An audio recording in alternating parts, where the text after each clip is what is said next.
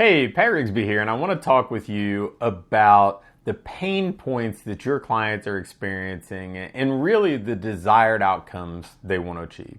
I guess, in short, I want you to understand your prospects better. Because the reality is, most of the businesses in the fitness industry, they want the prospect to understand them, but they're not particularly interested in understanding the prospect. I mean, think about the typical health club tour. They bring you in, they make you fill out a questionnaire simply so they have your contact information so they can follow up with you repeatedly. But then they take you on a tour and they walk you around and they say, this is our selectorized equipment, this is our cardio, these are our free weights, this is our group exercise room, this is our yoga room, this is our child care. And they say, understand us, and then you can kind of figure it out yourself to see if it works for you. Instead of digging in and saying, you know what, why are you here? What's important to you? What are your goals? What do you feel like's holding you back? And they don't take an interest in the person. And I think your advantage as a business owner is understanding those pain points. And sometimes the prospect will tell us, but in many cases they won't. They won't tell you exactly what's going on. And sometimes maybe they don't even acknowledge it themselves. So let me kind of help you step into the psyche of your prospect. See, when somebody comes to you and they say, I want to lose 20 pounds. Well, the reality is they probably don't just want to lose 20 pounds. 20 pounds is making them feel, well, being 20 pounds heavier than they'd like to, maybe making them feel a certain way. Or maybe they're just assuming that when they lose 20 pounds, all these other problems in their life will change. And this seems like a really easy one to quantify. Maybe they don't feel important. They don't feel valued or loved. Maybe they feel insignificant. Maybe they feel insecure. Their self-esteem is low. And it's so easy for people to feel like everybody else needs something from them, but nobody else does anything for them. So all these things could be going through their mind right now, and the simplest, cleanest way for them to articulate it is say, I want to lose weight, or I want to lose 20 pounds, 30 pounds, because they assume that all those other problems in their life will clear themselves up whenever that goal is achieved. Because, let's face it, sometimes we may not want to acknowledge some of the other things that are our responsibility or some of the other things that we're doing. And so it's easier to displace the responsibility of a problem. So when somebody says, okay, I want to come work with you, what pain points do they have? All those emotional things I just alluded to. Now, they may have health-related things too. They may have very quantifiable things like diabetes or high blood pressure or something even more significant in their eyes. But the reality is the emotional side of it is in play as well. They're scared. They're uncomfortable. They don't want to die. They don't want to be limited to living less of an enjoyable life than the one that they've been living in the past. So the things that are going through their head aren't always about these simple metrics that they tell you they need to improve. There's an emotional connection as to why they want to improve those. And then when they're thinking about their desired outcomes, it often comes back to, I want to feel good about myself. I don't want to be scared anymore. I don't want to feel like somebody doesn't see me as important. I want to live my best life. Sure, it'd be great for them to lose a certain amount of weight. It would be great for them to maybe drop a clothing size or two. But think about your best clients in your facility.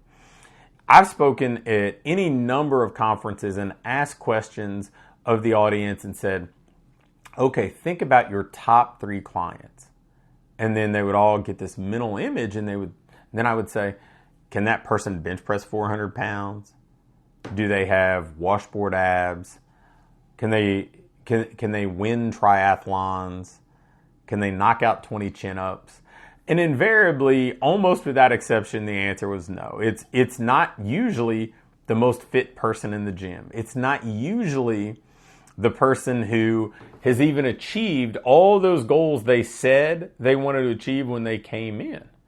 A lot of times, your best clients are the people that get validation just for being there. They feel a sense of accomplishment whenever they come in because they know they're doing something good for themselves. They feel important because the way that you care for them, the way that you connect with them.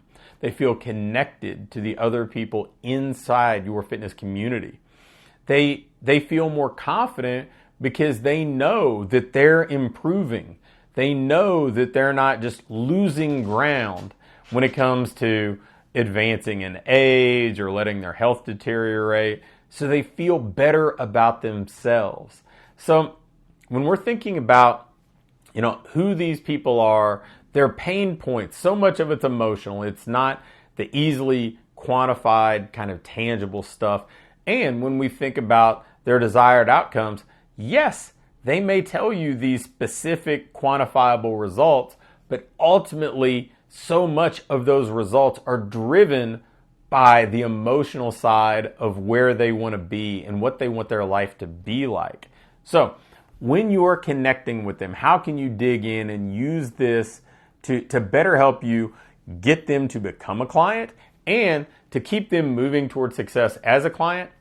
Well, some of it is just helping them understand that this is about them. This isn't about you. That you're not the hero in this journey. You're the guide. They're the hero. And asking them questions, making them feel important in the moment instead of just talking at them. Spending time with them, digging into what they've done in the past, how it worked, how it made them feel, what do they feel is holding them back from getting where they want to go. And then once they're inside your facility, you don't have to wait around for somebody to get those emotional benefits that they assume will come with the weight loss goal. You can start to give them those benefits today. You can make them feel more important and valued and connected today. You can make them feel more accomplished today. You can start to celebrate the things they're doing right, because that's probably not happening in most people's lives, right? Most of the feedback we get from others are the things that we need to do or the things that we need to improve, not the things that we've done well.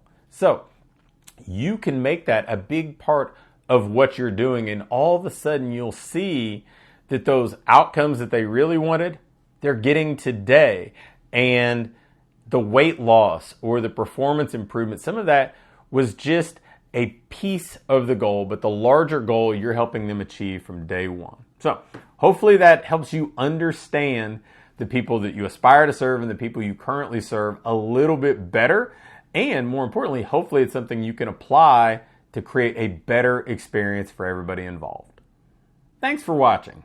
If you click the first link in either the description or the link in the pinned comment, you can get my latest book, The Ideal Business Formula, for free. And if you like this video, hit the thumbs up button for me. If you have any questions or comments or video requests, leave me a comment below and I'll be quick to respond. And lastly, make sure to hit the subscribe button. I'm posting videos weekly now, and if you turn your notification bell on, you'll be sure to get them all.